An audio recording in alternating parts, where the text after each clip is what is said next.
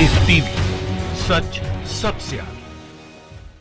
दोस्तों, पिछले 6 साल से भारतीय जनता पार्टी, मोदी सरकार सेना के शौर्य के नाम पर राजनीति करती है। जो सेना के बड़े बड़े काम होते हैं दुश्मन देश में घुसकर मारने का, उसको भी अपने सर पर लेकर और अपनी वाहवाही कराने में पीछे नहीं हटते। लेकिन अब यही फौज के लोग जब किसानों के साथ खड़े हो जाते हैं, तो यही जो फौजी भाई हैं जो किसानों को समर्थन देते हैं, तो उनको देशद्रोही का नाम दिया जाता है, खालिस्तानी कहा जाता है। एक फौजी भाई जो चीन की बॉर्डर के ऊपर भारत चीन सीमा पर तैनात था, उसने आकर वो लू उतारी है और वो गुस्से में है वो सैनिक। पहले आप उसका वीडियो देखिए, आपको खुद समझ में आएगा कि कितना भारी पड़ गया है गोदी मीडिया से हमारे सैनिकों को भी खालिस्तानी कहलवाना जो किसानों के समर्थन में है। देखिए पहले। प्रधानमंत्री नरेंद्र मोदी जी, मैं आपसे एक बात करना चाहता हूँ। ये यूनिफॉर्म जो पहनी है, मैं कुछ दिन पहले चाइना के बॉर्डर के ऊपर जो यूनिफॉर्म पहन के खड़ा था, तो मैं बहुत बड़ा देशभक्त था। और इस यूनिफॉर्म को उतार के जब मैं दिल्ली बॉर्डर के ऊपर खड़ा हो गया, तो मैं बहुत बड़ा देशद्रोही हो गया, आतंकवादी हो गया, खालिस्तानी हो गया। इस नाम से नवाजा है आपके गोदी मीडिया ने मुझको। मैं आपको एक सलाह देना चाहता हूँ, किसी भी Sikh regiment, Jat regiment, Punjab regiment के सीईओ से फोन पे बात करके देखना और उनसे पूछना कि जब से ये प्रोटेस्ट चल रहा है, किसान आंदोलन चल रहा है, जवानों के स्वभाव में क्या क्या चेंजेस आई हैं, आपको बताएंगे वो। किसी जवान के घर में अगर प्रॉब्लम हो जाती है तो उसका ड्यूटी करने को दिल नहीं करता। आपने तो आग लगा दी उनके घरों में, क्या ड्यूटी करेंगे वो। उन्हीं जवानों को बीवी बच्चे, उनकी बहनें, उनके बूढ़े बाप हक लेने के लिए दिल्ली की सड़कों के ऊपर बैठे हुए हैं, ठंड से मर रहे हैं। आपको दिखाई नहीं दे रहे, आपको सिर्फ बिजनेसमैन दिखाई दे रहा है। कौन से बिजनेसमैन का लड़का बच्चा आर्मी में है? अगर वही बच्चे, वही किसानों के बच्चे बॉर्डर छोड़ के आ जाते हैं, अपने बाप के साथ खड़े हो जाते हैं, लड़ाई लग जाती है, तो चाइना से आर्मी लेके आओगे आप पाकिस्तान के खिलाफ? क्या हो गया आपके दिमाग को? कौन से बिजनेसमैन का, कौन से गुजराती का बच्चा है आर्मी में? आपको सभी खालिस्तानी दिखाई दे रहा है ना। दिल्ली बॉर्डर के ऊपर जो बैठे हुए हैं, उन्हीं जवानों के बाप हैं वो। पूरी की पूरी आर्मी है ना जो पंजाबियों और हरियाणा के फौजियों के सर पे सरदारी करती है। वो देश बच रहा है तो बचा लो उनको। इतना बुरा माहौल मत क्रिएट करो कि जवानों को भी छोड़ के अपने बाप के साथ खड़ा होना पड़े। दोस्तों, देखा आपने कितने गुस्से में थे हमारे फौज के ये सैनिक, जिन्होंने अपना वीडियो बना के साझा किया कि मोदी साहब, हम 5 दिन पहले तक, कुछ दिन पहले तक चीन की सेना, चीन की और भारत की सीमा पे खड़े थे और चीन से हमारे देश की हिफाजत कर रहे थे। तब तक तो हम बहुत ही देशभक्त थे और बहुत ही बड़े देशभक्ति में डूबे हुए थे। और जैसे ही हम दिल्ली की सरहद पर आके बैठ गए अपने किसान परिवार के साथ, तो हम देशद्रोही हो गए, हम खालिस्तानी हो गए। ये गोदी मीडिया से अब हमको कहलवाते हो। और जो सारी बातें कहीं, वो शायद आपकी आंखें खोल दे कि मोदी सरकार के लिए सेना सिर्फ उनके नाम को इस्तेमाल करने का रह गया है, राजनीति का एक साधन बन गया है। इनके लिए जो सेना के शौर्य को अपनी राजनीति चमकाने के लिए इस्तेमाल करते हैं। अब इस वीडियो पर क्या गोदी मीडिया चर्चा करेगा? क्या लू उतारी है गोदी मीडिया की और क्या लू उतारी है भारतीय जनता पार्टी की? इसीलिए कह रहा हूं कि किसानों के मुद्दे के ऊपर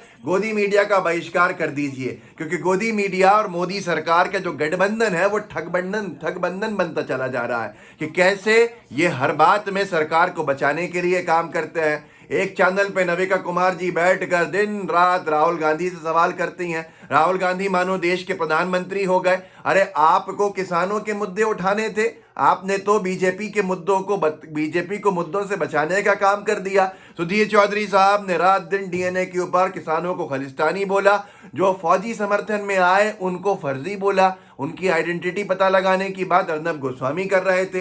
तो कुछ दिन पहले हमने देखा भी था, कल ही शायद देखा था साथ में आपके, कि कैसे एक सैनिक ने सेना की सीमा के ऊपर से ही अपना -10 डिग्री में वीडियो बनाकर कहा था कि तू किस खेत की मूली है अर्नब, मैं सही कर दूंगा। जब यहाँ हमने आतंकवादियों को काट दिया तो तू लगता क्या है? तो ये भी आपने देखा था। ये सारे की सारी चीजें हमारे सामने हैं। ये सारी चीजें बताती हैं कि देश का जब फौजी भाई भी किसानों के समर्थन में खड़ा हुआ है, तो फिर क्या परेशानी है गोदी मीडिया को? आपको प्रत्यक्ष रूप पे, प्रत्यक्ष तौर पे देखने को मिल रहा है कि गोदी मीडिया सरकार के समर्थन में चाटुकारिता की सारी हदें पार कर चुका है। तो इस फौजी भाई को सुनी लिया जो अपनी वर्दी का बता रहा है कि इस वर्दी में हम जब चाइना की बॉर्डर पे खड़े थे, भारत चाइना की बॉर्डर पे, तो हम देशभक्त थे, यहाँ सरहद पे आ गए दिल्ली की किसान आंदोलन में तो देशद्रोही हो गए, खालिस्तानी हो गए। तो ये आंखें खोलता है और अब देश के हर एक कोने कोने से किसान तैयार हो रहा है कूच करने के लिए दिल्ली की तरफ।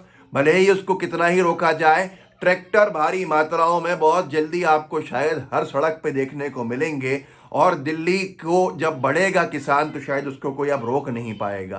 केरल में भी एक बहुत बड़ा रोड शो हुआ जो किसान भाइयों के साथ, शफी पराम्बिल वहाँ एमएलए हैं, युवा कांग्रेस के साथियों के साथ किसानों ने मिलकर जो रोड पर ट्रैक्टर निकाले हैं उसका एक नज़ारा देख लिया।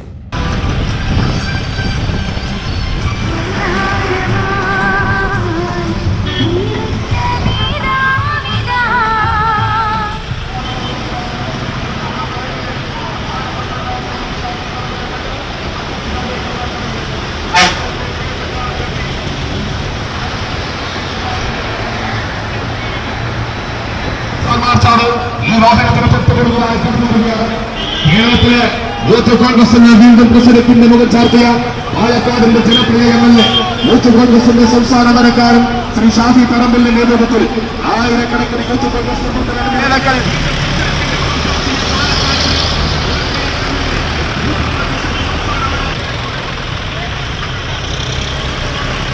ये केरल के अंदर हुआ है, मतलब ये समझ लीजिए कि किसान आंदोलन दिल्ली में हो रहा है जिसकी गूंज केरल तक है। आखिरी कोना भारत का केरल, वहां से भी किसान आने को तैयार दिख रहा है। जो तैयारी है वो आपने इस वीडियो क्लिप में देख ही ली होगी। तो अब कैसे किसान हर क्षेत्र में से हर प्रदेश में आगे बढ़ेगा और कौन उसको रोकने की हिम्मत करेगा? अन्नदाता जिसका आप अनाज खा के बड़े हुए हैं, बीजेपी के हर एक मित्र, वो कैसे इस किसान को रोकेंगे वो आपको समझना होगा। क्योंकि हर फौज के हर इकाई में सेना के अंदर हमारे किसान परिवार का जवान है, तो वो घुटना पेट की तरफ जाता है और ईमानदारी की तरफ फौज हमेशा गई है। तो अब फौज को भी आप इस्तेमाल ज़्यादा नहीं कर सकते। गले की हड्डी बन चुका है मोदी सरकार के लिए किसान आंदोलन। ये जो केरल के अंदर देखा है, ये हर राज्य का हाल है। किसानों की तैयारी है और सुनने में तो ये आ रहा है कि 26 जनवरी को शायद परेड में आपको ये सारे ट्रैक्टर्स ही देखने को मिलेंगे। जब किसान दिल्ली की तरफ कूच कर जाएगा, 26 जनवरी को जब पहुंच जाएगा, तो कैसे रोकोगे भाई? देश जितना आपका है उतना किसान का है, उतना मेरा है, उतना हिंदू का है, उतना मुसलमान का है, उतना सिख का है, उतना ईसाई का है, उतना ही पंजाब के लोगों का है, उतना ही हरियाणा के लोगों का है, उतना ही कश्मीर के लोगों का है, तो उतना ही असम के लोगों का है, उतना ही केरल के लोगों का है, उतना ही कर्नाटका के लोगों का है, उतना ही तेलंगाना और आंध्रा के लोगों का है, तमिलनाडु के लोगों का है, उतना ही मध्य प्रदेश का है, उत्तर प्रदेश का है, गुजरात का है, तमाम राज्यों का है। आप कहीं नहीं रोक सकते किसी को। ईमानदारी की बात यह है कि ये कृषि कानून जब किसानों के भले के लिए लाए गए और जब वो किसान नहीं चाहता और कहता है कि आप ये अडानी अंबानी के लिए लाएं, तो रद्द क्यों नहीं कर देते? दाल में काला या पूरी दाल काली, समझना होगा। पहले कहा जा रहा था कि सिर्फ पंजाब के किसानों को परेशानी है क्योंकि कैप्टन साहब वहाँ पर इनको बरगला रहे हैं और भ्रमित कर रहे हैं। लेकिन अब तो आपने केरल में भी देख लिया। अब तो आप देख रहे हो तमाम जगह जगह सब जगह देखने को मिल रहा है। हर राज्य में किसान यही कर रहा है। राजस्थान का किसान हरियाणा की तरफ से दिल्ली जाना चाहता था तो उसके ऊपर कैसे आंसू गैस के गोले छुड़वाएगा वो सब ने देखा। इस वीडियो को आगे बढ़ाइए और चीन पे जो तैनात रहा हमारा किसान भाई, उसकी बात को ज़रूर आगे पहुँचाइएगा। वीडियो की जिम्मेदारी तो कोई भी किसी क्लिप की नहीं लेता, लेकिन ये साफ साफ एक फौजी भाई बता रहा है, तो आप भी अपना क्रॉस चेक ज़रूर कर लीजिएगा ताकि आप भी जिम्मेदारी अपनी पूरी निभाएं। और साथ में अगर लाइव टीवी को सब्सक्राइब नहीं किया है तो कर लीजिए, कर लिया है तो बेल आइकन ज़रूर दबा दीजिए। जुड़े रहिए। जय हिंद, जय भारत। लाइव टीवी, सच सबसे आगे।